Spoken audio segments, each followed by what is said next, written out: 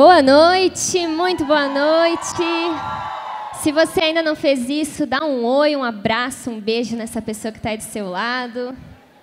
Pergunte se ela está preparada para ouvir Jesus. Se não está, fala, se prepara, porque hoje você vai ouvir a Deus. Nós estamos no tema Sinais, conversando sobre dons espirituais. E hoje nós vamos conversar sobre mais um dom que é muito falado, muito conhecido, mas ao mesmo tempo pode ser muito polêmico por algumas confusões e bagunças que algumas pessoas fazem. Por isso, de acordo com a palavra de Deus, a gente vai entender mais a fundo acerca do dom da profecia. Baixe a sua cabeça, feche os seus olhos. Não dá para entender nada da palavra de Deus. Nós não podemos receber revelação se não for pela graça de Deus. Se não for pelo Espírito Santo nos trazendo entendimento, discernimento. Então eu quero te convidar a orar junto comigo. Jesus, o Senhor é o protagonista dessa noite. Nós cremos, ó Pai, que você está aqui, que você está no nosso meio. E nós não queremos, Jesus, sair daqui da mesma maneira como nós chegamos. Nós queremos que o Senhor gere algo novo no nosso coração, gere algo em nós a partir da Tua palavra. Abra, ó Pai, o nosso coração, o nosso entendimento, nos abençoe com revelação, com entendimento, com clareza. Que de fato o Senhor gere algo em nós hoje, Pai. Nós nos abrimos para isso, em nome de Jesus. Amém. Se você tem Bíblia, abra comigo lá em 1 Coríntios, capítulo 12, versículo 7. 1 Coríntios, capítulo 12, no versículo 7. Nós já estamos quase decorando esse trecho da Bíblia, em que o apóstolo Paulo fala: a cada um, porém, é dada a manifestação do Espírito visando ao bem comum. Pelo Espírito, a um é dada a palavra de sabedoria, a outro a palavra de conhecimento pelo mesmo Espírito, a outro fé pelo mesmo Espírito, a outro dons de cura pelo único Espírito, a outro poder para operar milagres, a outro profecia. De fato, a profecia é um dom de Deus. É um dom dado por Deus. Por Deus. Aê. É um dom dado por Deus. Eu não sei qual que é a primeira coisa que vem na sua mente quando você pensa na palavra profecia. Mas muitas pessoas já pensam que o profeta é aquele que adivinha o futuro. A gente acabou de assistir uma cena de teatro que nos mostra um pouco de como isso pode ser mal entendido. Muitas pessoas confundem profecia com adivinhação. E isso tem muito a ver até com o contexto do nosso país, onde existe um sincretismo religioso, onde existe uma mistura de várias religiões e crenças, e acabou que entrou na igreja de uma maneira errada, um conceito errado de profecia. Como se profecia fosse adivinhação, como se profecia fosse descobrir o futuro. E na verdade não tem a ver com isso. À luz da palavra a gente consegue entender mais acerca desse dom que nós precisamos entender, principalmente num tempo que a igreja tem vivido nos nossos dias. Lá em Joel, no capítulo 2, versículo 28, o profeta diz assim: e depois disso derramarei do meu espírito sobre todos os povos. Os seus filhos e as suas filhas profetizarão, os velhos terão sonhos, os jovens terão visões. Joel aqui, ele estava falando acerca de um tempo que não era o dele, é um tempo que estava por vir. Nós sabemos que o Espírito Santo em Pentecostes ele é derramado, na nova aliança ele deixa de estar sobre nós e ele passa a estar em nós. Para aqueles que creem em Jesus, o Espírito Santo não se torna simplesmente algo aleatório, mas algo que mora em nós, que está em nós. E por isso, através do Espírito Santo nós podemos fluir, profetizando entregando palavras que vêm da parte de Deus. O que Joel está falando aqui é que isso seria derramado sobre todos os povos naquele tempo, que foi o tempo de Pentecostes e se estende até hoje. Ele diz que filhas profetizariam, os filhos e filhas profetizariam. Nós já vemos isso acontecendo hoje. Quantos adolescentes, talvez é o seu caso, quantos jovens, quantos filhos e filhas, muitas vezes, são os profetas que chegam nas suas casas e precisam apresentar Cristo para a sua família. Precisam chegar para os seus pais e dizer, olha pai, a vida é por aqui, não é por aqui.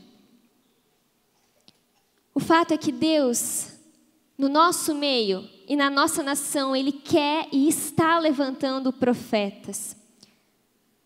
É uma necessidade e é algo que já está acontecendo, que profetas sejam levantados. Inclusive, uma das marcas dos últimos dias é que a igreja se moveria profeticamente. Você já vai entender um pouco mais acerca disso.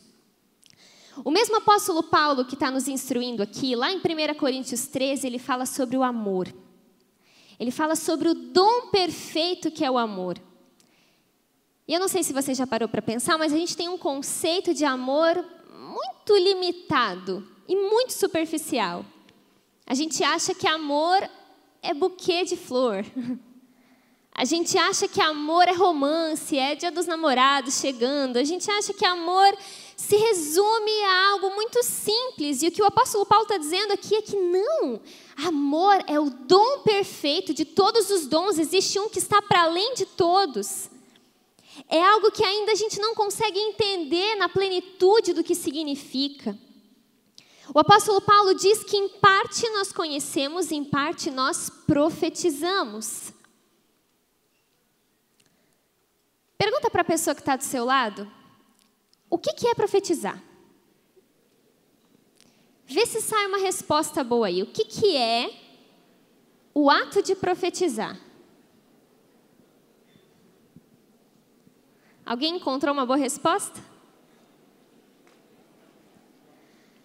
Quando nós queremos saber o significado de uma palavra, nós precisamos olhar a etimologia da palavra. Profetizar tem a ver com velar, que é véu, e que é tirar. Profetizar é tirar o véu. Profetizar é falar daquilo que está obscuro. É falar daquilo que não se tem entendimento, que não se consegue compreender. É tirar o véu. Jesus, quando estava na terra, ele dizia que ele era a luz do mundo. Quantos lembram disso? Eu sou a luz do mundo. Luz é sinônimo de conhecimento. Quando você clareia algo, as coisas ficam explicadas. Elas ficam compreendidas, entendidas. Luz é conhecimento. Não é em vão que justamente a era do conhecimento foi chamada de era iluminista. Luz, conhecimento, tudo vem à tona. Porém, o conhecimento que Jesus nos dá, o conhecimento que Jesus tem é um conhecimento eterno. É um conhecimento que está muito além daquilo que um conhecimento humano pode nos dar. Ele conhece aquilo que nós não conseguimos ver. Ele conhece aquilo que nós não conseguimos entender. E isso faz muito sentido, porque eu não sei se você sabe, mas o iluminismo, essa era, começou com René Descartes falando, penso, logo existo. Como se o pensamento, a razão fosse de fato aquilo que explicava tudo. Mas termina com Pascal dizendo algo muito parecido com o que Sócrates falou. Ele disse, quanto mais sei, mais vejo que nada sei. O que eu estou querendo dizer aqui? O iluminismo, a era do conhecimento, começa com alguém dizendo que quando nós pensamos, logo existimos. E termina com a conclusão de que quanto mais sabemos, mais a gente não sabe de nada. Eu lembro que quando eu entrei no primeiro ano da faculdade de psicologia, há uns 6 anos atrás, um professor falou assim, vocês vão aprender aqui muitos métodos, vocês vão aprender muitas teorias, vão aprender muito sobre o ser humano, o comportamento humano e assim por diante. Mas o bom aluno de psicologia é aquele que se forma lá no 5º ano e ele consegue dizer com todas as letras, só sei que nada sei. É aquele que sai sem saber uma resposta. É aquele que sai sem ter uma certeza. Isso diz muito sobre a ciência. Quanto mais se sabe, quanto mais teoria se tem, quanto mais artigos são publicados, quanto mais pesquisas, mais dúvidas se tem, porque não se sabe qual que é o certo, qual que é o errado, qual que eu confio, qual que eu não confio, porque são várias hipóteses. Mas a palavra de Deus não trabalha com hipóteses. A palavra de Deus trabalha com certezas. É justamente por isso, e justamente nesse tempo, onde as pessoas, cada um tem uma opinião, cada um tem um pensamento que é preciso se levantarem profetas, falando que sim, existe uma verdade. Sim, existe uma verdade absoluta. Sim, existe um certo e um errado. Sim, existe um Deus. Sim, existe um motivo e um porquê das coisas. Nós passamos por uma semana muito conturbada de várias coisas acontecendo no nosso país. E justamente pela comunicação tão abrangente, você abriu o Instagram, Facebook, ligava a televisão e era um monte de opinião, não é verdade? Cada um dizendo uma coisa. Um dizia que tal posto tinha gasolina, o outro posto não tinha. Um dizendo intervenção militar já, o outro Deus o livre, isso não pode acontecer. O outro dizendo que fora Temer, o outro entra Temer. É uma bagunça que dá vontade de dizer assim, cala a boca todo mundo. O que será que Deus pensa? O que será que é a real verdade acerca disso tudo? Justamente num tempo de tanta bagunça, é preciso se levantar profetas, homens e mulheres que vão falar aquilo que os homens não conhecem, aquilo que está obscuro para a humanidade. Isso já aconteceu em outros tempos. Certa vez Daniel chegou ao rei Nabucodonosor e ele falou algo que foi espantoso para o rei. Ele revelou os sonhos do rei. Ele disse o que o rei tinha sonhado, interpretou os sonhos mais de uma vez. E aquilo foi espantoso para o rei, porque era além do que algo normal poderia explicar. Da mesma maneira, José fez com o faraó, que também ficou espantado com algo que ele estava falando, como se aquilo que ele estivesse falando fosse carregado de luz. Porque trazia clareza para uma escuridão de confusão, de pensamentos. Jesus, ele disse, eu sou a luz do mundo. Um tempo depois, ele olha para os discípulos. Quem aqui é discípulo de Jesus? E ele diz, vós sois a luz do mundo. Jesus transferiu para a sua igreja o ministério profético. Como igreja, nós precisamos nos mover profeticamente, falando ao mundo da parte de Deus. E nós não falamos concepções humanas, nós não falamos o que achamos, nós falamos o que está no coração de Deus, porque só pode falar o que está no coração de Deus aqueles que conhecem a Deus. Nós podemos e devemos agir de maneira profética sobre o mundo, sobre os nossos GPs, anunciando o que está no coração de Deus. Provérbios, no capítulo 29, versículo 18, olha esse versículo. Onde não há profecia, o povo se desvia. Mas como é feliz quem obedece à lei. Onde não há revelação, onde não há profecia, fica uma bagunça, o povo se desvia, porque ninguém está sabendo o que vem do coração de Deus. Ninguém entende o que Deus está pensando sobre tal situação. A igreja precisa se mover profeticamente, os nossos GPs precisam ser cheios de meninos, meninas, homens e mulheres que falam da parte de Deus, não palavras de motivação, não palavras de autoajuda, não ideias e achismos, mas pessoas que falam da parte de Deus, mesmo que doa e seja contra a vontade daqueles que vão ouvir. Os nossos cultos não são palestras para te ajudar a ter uma vida melhor. Os nossos cultos precisam ser proféticos, a palavra de Deus sendo revelada. Nós não tratamos de concepções humanas, mas de sabedoria divina. E aí talvez você pensa, poxa, mas eu já tive tantas experiências ruins com profecia, pessoas que chegaram para mim e falaram coisas que iriam acontecer e não aconteceram. Como eu posso confiar? Como eu posso lidar com isso?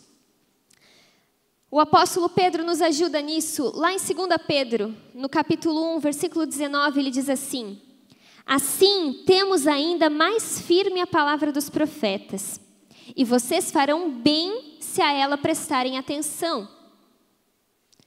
Vocês farão bem se derem valor aos profetas.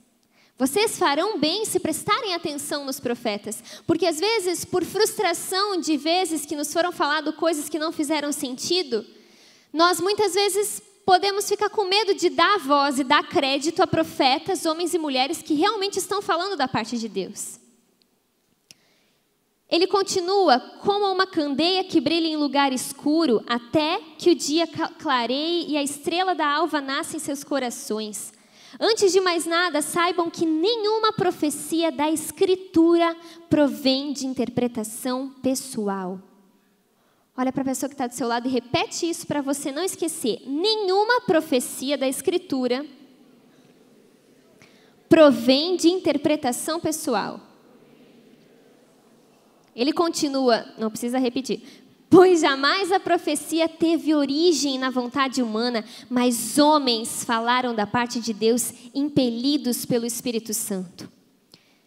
Olha isso, a profecia, ela tem dois aspectos. O primeiro aspecto é o aspecto inerrante. E ela também tem um segundo aspecto, que é o aspecto errante. O aspecto inerrante tem a ver com isso que Pedro está falando. A profecia da Escritura não erra. A profecia da Escritura, não existe dúvida. Eu não sei se você sabe, mas na Bíblia, olha só, há cerca de 6.408 profecias. Dessas, 3.268 já se cumpriram, um pouquinho mais que a metade. E as que não se cumpriram, não é porque não se cumpriram porque foi falso, mas porque ainda não chegou o tempo. Muitas profecias ainda estão para se cumprir. E foi feito um estudo estatístico, olha que incrível, que diz que a probabilidade de se cumprir tantas profecias, pensa, 6.408 profecias, dessas, 3.268 se cumpriram. A probabilidade disso tudo se cumprir é equivalente a um homem jogar ao mesmo tempo 1.264 dados e todos caírem no mesmo número. Quem não é bom em matemática já se perdeu. Eu. A probabilidade disso acontecer é muito pequena. De fato, não é uma coincidência. De fato, é algo de Deus. Profecias existem, profetas existem. Deus usa esse dom no meio da igreja. Por isso que nós precisamos ter muito cuidado para não confundir profecias com prognósticos, profecias com adivinhações. Está muito longe de ser profecia aquela tentativa de adivinhar o futuro. Está muito longe de ser profecia quando alguém chega para você e diz com quem você vai casar. Está muito longe de ser profecia quando existe no nosso coração uma tendência de não conseguir confiar e a gente quer saber o que vai acontecer.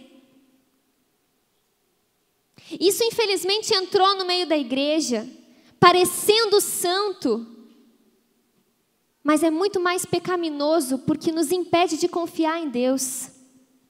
Nós, como seres humanos, nós temos uma tendência de querer saber o que vai acontecer, é óbvio. A gente quer saber se a gente vai sair de casa, a gente quer saber se vai chover ou não. A gente vai tomar decisões, a gente quer saber se vai dar certo ou não. A gente precisa fazer escolhas, a gente quer saber se é o melhor caminho, natural como seres humanos. Mas às vezes a gente esquece que é justamente por não saber de algumas coisas que nós nos colocamos num lugar de dependência. Tem uma pessoa que é muito profeta na minha vida, que é a Lari. Poucas vezes ela me falou algo que iria acontecer. Mas ela sempre me fala algo, não do futuro, mas da eternidade, que é exatamente o que eu preciso ouvir. Às vezes não era uma coisa, eu vejo você daqui 10 anos fazendo tal coisa, mas eram coisas simples, mas definitivas para aquele momento. Quantas vezes, por exemplo, ela olhou para mim e falou assim, Cal, não tenha medo. E você não sabe como isso foi profético?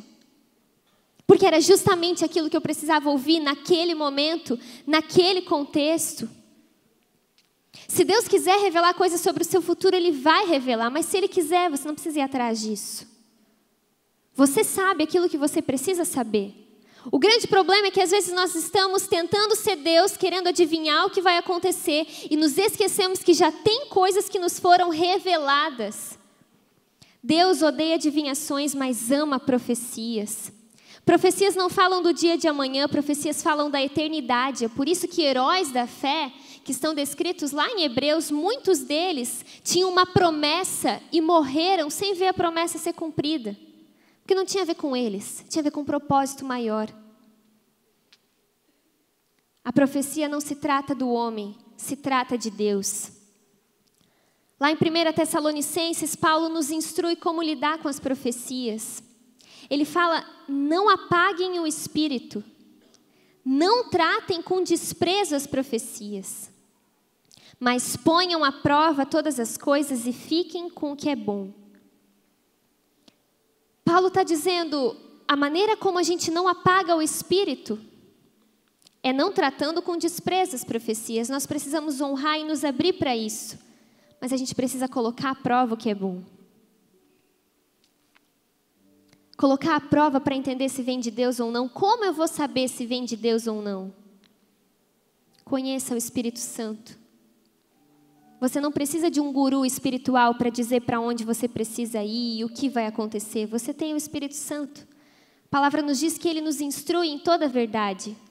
A melhor maneira de discernir o que vem de Deus ou não é conhecendo esse Deus. Assim como o profeta erra, o mestre pode errar. Pessoas erram, seres humanos erram. Por isso nós precisamos conhecer a Deus para ter discernimento do que vem dele e do que não vem. Só que a grande questão, e é o que arde no meu coração para te dizer nessa noite, é que muitas vezes nós estamos preocupados com aquilo que vão falar para a gente, ou então que nunca falaram, e a gente está frustrado, querendo que alguém venha e fale, enquanto nós deveríamos estar mais preocupados com aquilo que nós já sabemos e precisamos profetizar, porque tem pessoas que ainda não sabem. Olha isso. No capítulo 14 de 1 Coríntios, Paulo fala, sigam o caminho do amor. Se vocês não conseguirem fluir em nenhum dom, isso não é tão grave se vocês não conseguirem fluir no amor. Sigam no caminho do amor. O amor é quem sustenta a igreja. O amor é o mais importante. Sigam no caminho do amor e busquem com dedicação os dons espirituais, principalmente o dom de profecia. Paulo aqui está falando que nós devemos buscar os dons espirituais, mas se tem um que nós deveremos buscar com mais intensidade e desejar é o dom da profecia, porque ele muito tem a ver com o amor.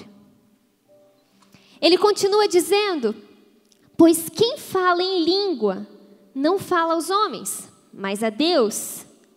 De fato, ninguém o entende, em espírito fala mistérios. Ele está dizendo, olha, quem fala em línguas fala a Deus, edifica a si mesmo e a comunicação é com Deus. Agora, quem profetiza ama, porque quem profetiza o faz para edificação, para encorajamento e consolação dos homens. Quem fala em língua a si mesmo se edifica, mas quem profetiza edifica a igreja. Gostaria que todos vocês falassem em línguas, mas prefiro que profetizem. Quem profetiza é maior do que aquele que fala em línguas, a não ser que as interprete para que a igreja seja edificada. O que Paulo está fazendo aqui é um apelo. Ei, não se preocupe tanto com você. Profetize, ame, fale daquilo que já te foi revelado. Porque quando você profetiza, você edifica a igreja, você serve o seu irmão, você revela o que está escuro para o perdido.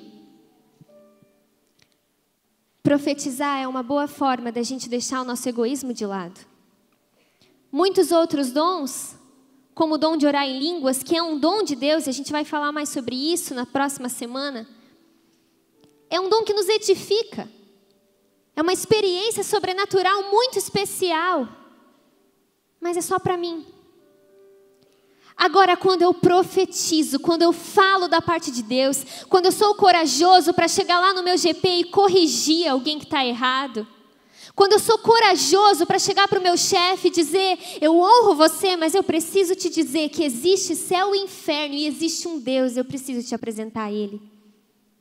Quando eu profetizo, eu estou amando, eu estou edificando.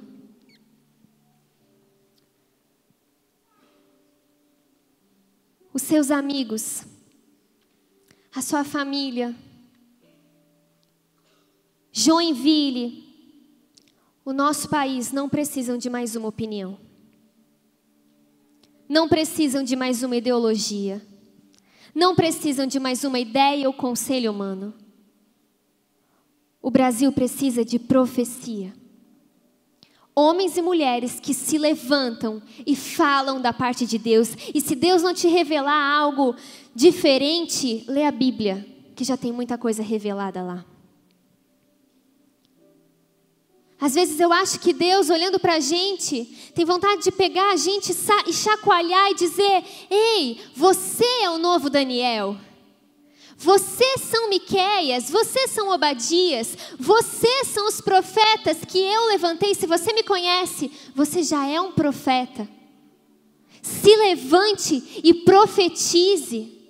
Se levante e me apresente para a sua família, me apresente no seu trabalho, me apresente onde você vai. Porque profetas trazem clareza para a escuridão.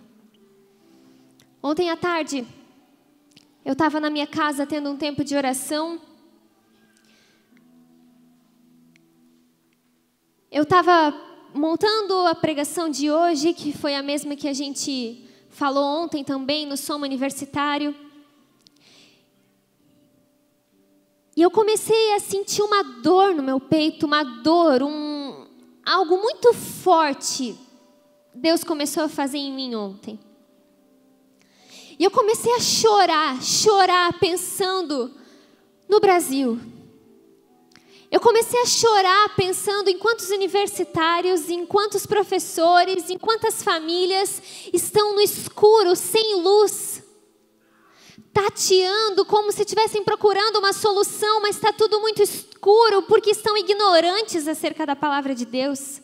E aquilo começou a doer em mim. De verdade, eu comecei a chorar. Eu senti uma dor que há muito tempo eu não sentia. E eu só conseguia dizer duas coisas para Deus. Eu falava, Senhor, se revela para quem não te conhece. Se revela para quem não te conhece. Se revela para quem não te conhece. Eu repeti várias vezes. E outra, talvez ainda mais séria, que doía o meu coração. Eu falava para Deus, desperta quem já te conhece. Desperta quem já te conhece. Desperta quem já te conhece. E essa continua sendo a minha oração, o meu convite para você. Ei, igreja, nós temos a resposta que o Brasil precisa. Nós temos a resposta que as nossas famílias precisam. Nós temos a resposta para os dilemas da humanidade. E a resposta é Jesus. E nós precisamos nos levantar como profetas. Se eu pudesse estar na sua família, eu falaria de Jesus para o teu pai. Mas não sou eu que estou lá. Se eu pudesse estar no seu trabalho, eu ia dar um jeito de falar de Jesus para os seus colegas, mas é você que está lá. Não é em vão o que está acontecendo no nosso país, não é coincidência, não é brincadeira. Os profetas não vão ser levantados muito longe da gente, não. Você está sentado do lado de um profeta. Você foi chamado para falar da parte de Deus. Eu sinto que existe um senso de urgência e uma responsabilidade que está sobre nós. Eu não quero que você se sinta pesado com isso. Eu quero que você se sinta encorajado. Porque se Deus quiser te revelar coisas diferentes e novas acerca de outras pessoas, Ele vai te revelar. É muito bom ser usado dessa forma. É sobrenatural, é incrível quando Deus te mostra algo específico sobre a vida de alguém. E eu creio que Deus ele vai liberar isso de uma maneira ainda mais intensa no nosso meio. Mas enquanto isso não acontece, não fique de braços cruzados, porque muita coisa já te foi revelada. Abra sua boca, seja Daniel, seja Obadias, seja Isaías, seja Jeremias. Porque o Espírito de Deus, que sonda o que está no coração de Deus, pode te revelar, e é só você profetizar. Você carrega a resposta que o Brasil precisa. Você carrega a resposta que a sua família precisa. Ame. Pare de pensar só em você. Quantas pessoas ficam empacadas, andando no mesmo lugar, parece que ficam andando em círculos, porque só pensam em si, só preocupadas com a sua vida. Quando você para de olhar para você e começa a olhar para o outro, você vê Deus cuidando das suas coisas. Muito melhor do que quando você cuida das suas coisas. E você anda no caminho do amor.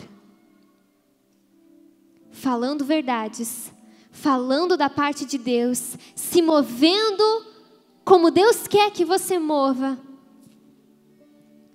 E por consequência a gente vê o mundo à nossa volta sendo transformado. Deus tem pressa com o Brasil. Deus tem pressa em Joinville. Eu não quero nem falar sobre o Brasil, eu quero falar sobre Joinville. Nessas últimas semanas tem uma frase que tem gritado, ardido no meu coração, que é: a gente precisa ganhar Joinville para Jesus. Nós precisamos ganhar Joinville para Jesus. Esse tem que ser o seu incômodo. E se você não sente isso, não tem problema. Comece a orar por isso. Fale: Jesus, tira do meu coração qualquer conforto, me dá um descontentamento, me dá a compaixão que você tem pelas pessoas, só não deixa eu viver a minha vidinha sem cumprir o propósito eterno. É tempo da igreja se levantar profeticamente e anunciar aquilo que já nos foi revelado. E com isso Deus vai nos revelar mais e mais meios, estratégias, métodos, caminhos, recursos. Ele vai nos revelar, porque quando é para a glória dele, ele se move sem dificuldade, porque ele é Deus.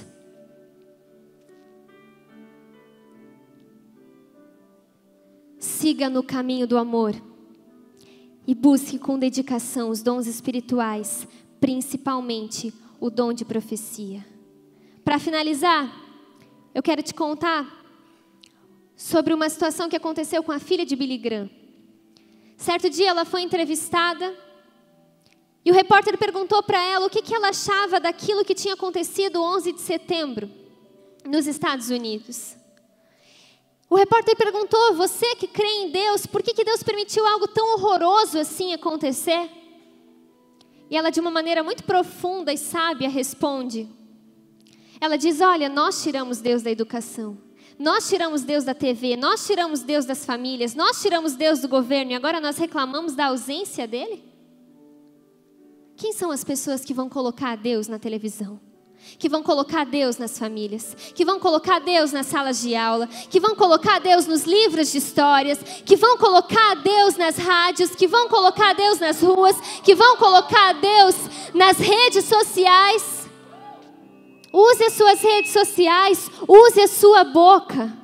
Só não perca o seu tempo, porque você foi chamado para ser profeta.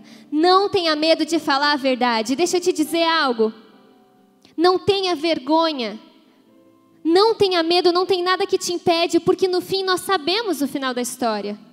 Nós sabemos o que vai acontecer. Um dia as pessoas vão olhar para você e vão dizer: você tinha razão. Você tinha razão. Ou talvez vão olhar para você e vão dizer: você tinha razão, por que você não me falou? Você estava tanto tempo do meu lado, por que você não me disse que Jesus pode me livrar do inferno e me transformar do pecado para uma vida santa? O final da história é que todo joelho se dobrará e toda língua vai confessar que Jesus é o Senhor. Mas não deixe os seus amigos chegarem no final da história para saber disso. Você pode anunciar isso hoje. Não tenha medo de falar a verdade. Se preciso, morra. Mas morra profetizando o Evangelho. Morra falando de Deus. Morra falando a verdade.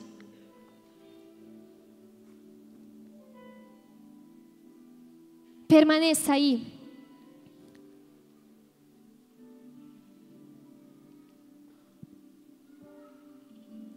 E eu quero te convidar, da sua maneira, a orar. Enquanto nós vamos continuar tendo um tempo de louvor, da sua maneira, eu queria te pedir que você peça para o Espírito Santo te incomodar.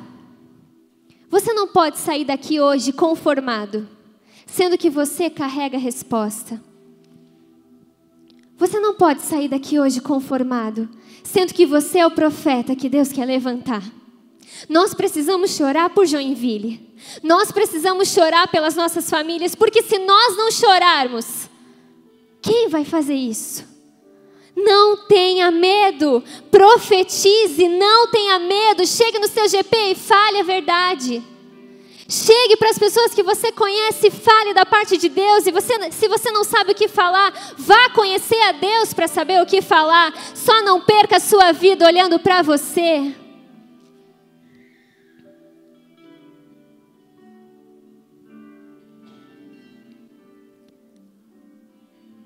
Jesus, nos levante para falar da tua parte.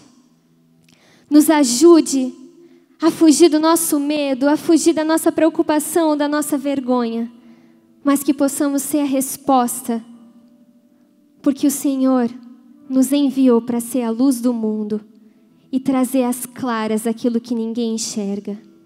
Nos livra de não sermos usados dessa forma, em nome de Jesus. Aplauda Jesus, Ele está no nosso meio.